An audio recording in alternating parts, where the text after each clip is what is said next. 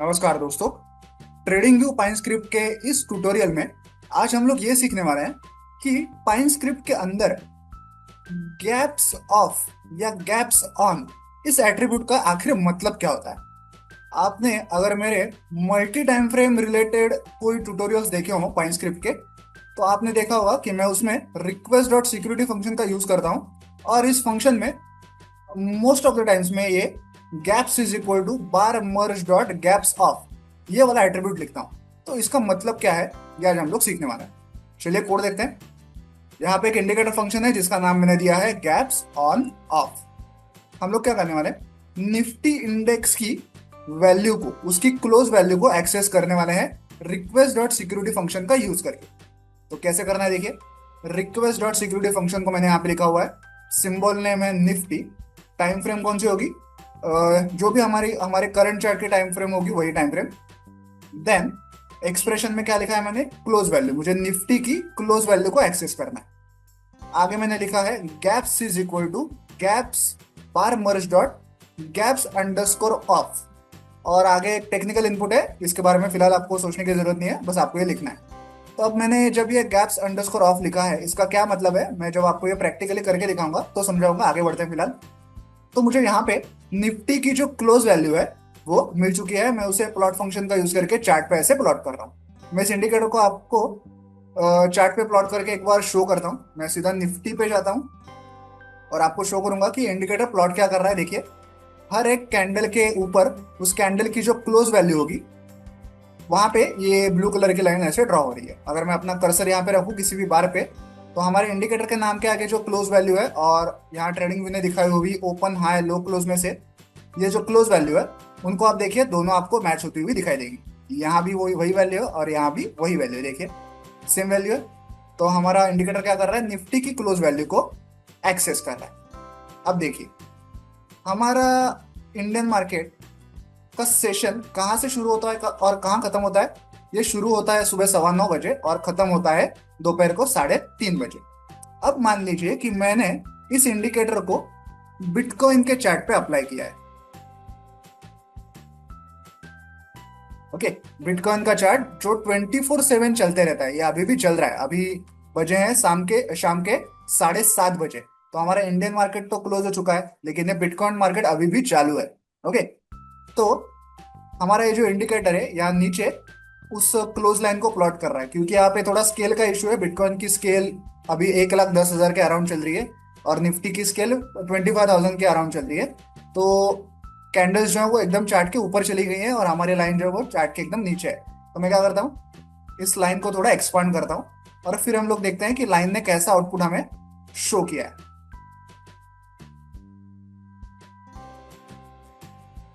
देखिए, हम लोग बिटकॉइन के 15 मिनट के चार्ट पे हैं पहले, उससे पहले हम लोग निफ्टी के 15 मिनट के चार्ट पे थे। ओके, फिलहाल हम लोग बिटकॉइन के 15 मिनट के चार्ट पे हैं और यहाँ पे हमें ये लाइन निफ्टी की क्लोजिंग वैल्यू दे रही है। लेकिन आप यहाँ पे एक स्पेशल चीज देख पा रहे होंगे कि जब मैं अपना कर्सर यहाँ पे रखता हूँ 9:15 बजे, 9:15 से लेके जब मार्केट क्लोज होता है 3:30 बजे यहाँ तक, यहाँ पे कहीं पे, तब तक देखिए लाइन कैसे ऊपर नीचे जा रही है। जैसे निफ्टी की कैंडल्स बनेंगी छोटी बड़ी, वैसे ही लाइन ऊपर नीचे जा रही है। लेकिन जैसे ही 3:30 बज जाते हैं उसके बाद ये लाइन बिल्कुल ही फ्लैट हो जाती है। आप चाहें तो यहाँ पे लाइन की वैल्यू देख सकते हैं। मैं जैसे जैसे 9:15 के बाद अपना कर्सर आगे आगे बढ़ा रहा हूँ, यहाँ पे वैल्यूज चेंज हो रही है। क्यों? क्योंकि लाइन भी ऊपर नीचे चेंज हो रही है। लेकिन जैसे ही 3:30 बज जाते हैं उसके बाद देखिए लाइन की वैल्यू यहाँ पे देखिए एकदम ही कांस्टेंट हो जाएगी, फ्लैट हो जाएगी। देखिए मैं अपना कर्सर मूव कर रहा हूँ लेकिन वैल्यू वही है, 25,397.40। देखिए, ओके, लाइन बिल्कुल ही फ्लैट है। सिमिलरली यहाँ 9:15 के पहले भी देखिए, 9:15 के पहले लाइन बिल्कुल ही फ्लैट है। देखिए यहाँ पे 25,444.75, लाइन बिल्कुल फ्लैट है। ओके, तो हो क्या रहा है यहाँ पे कि 9:15 से लेके 3:30 बजे तक ही हमारे निफ्टी की वैल्यू को मॉनिटर किया जा रहा है, लाइव प्राइस को।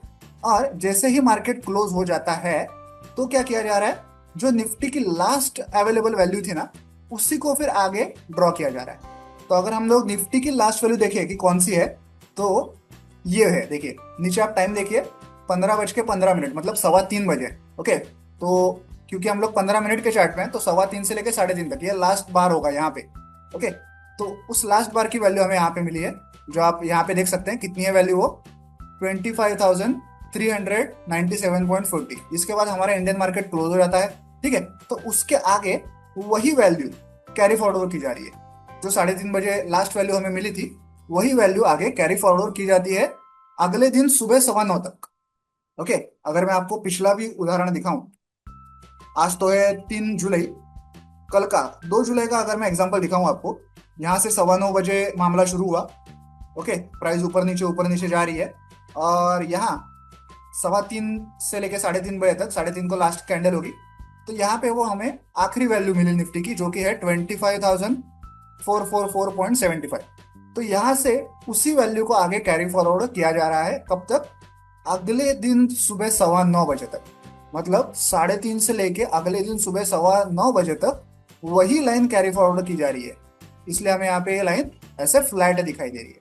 ठीक है, मतलब 9:15 से 3:30 तक ये लाइन ऊपर नीचे दिखाई देगी, बाकी हर वक्त ये लाइन हमें ऐसे फ्लैट दिखाई देगी। ऐसा क्यों हो रहा है, क्योंकि 9:15 से लेके 3:30 बजे तक ही मार्केट हमारा लाइव है। उसके बाद अगले दिन 9:15 बजे तक मार्केट में एक गैप है।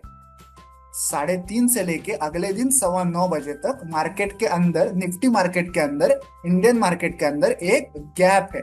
वहां पे मार्केट चालू नहीं है, वहां कोई भी डेटा अवेलेबल नहीं है, वहां पे एक गैप है। लेकिन हम लोग कोड में क्या कर रहे हैं, हम इस रिक्वेस्ट डॉट सिक्योरिटी फंक्शन को ये कह रहे हैं कि भाई आप उस गैप को ऑफ कर दो। ऑफ कर दो का मतलब क्या है, कि अगर डेटा में कहीं गैप हो तो जो लास्ट वैल्यू अवेलेबल थी 3:30 बजे की, उसी को आप आगे कैरी फॉरवर्ड कर दो। ओके, इसलिए यहाँ पे हमें ये फ्लैट लाइन दिखाई दे रही है। अब अगर मैं इस वैल्यू को ऑफ ना करते हुए, इस गैप को ऑफ ना करते हुए, गैप को अगर ऑन ही रखूं, देखिए गैप्स अंडरस्कोर ऑन ऐसा मैं कर रहा हूं, और मैं इसको सेव करता हूं, देखते हैं क्या होता है। और इस लाइन स्टाइल को भी मैं जरा चेंज करता हूं, ताकि हमें लाइन ब्रेक के साथ लाइन स्टाइल दिखाई जाए। Style is equal to plot dot line break. अभी देखिए, अभी आपको अच्छे से समझ आएगा।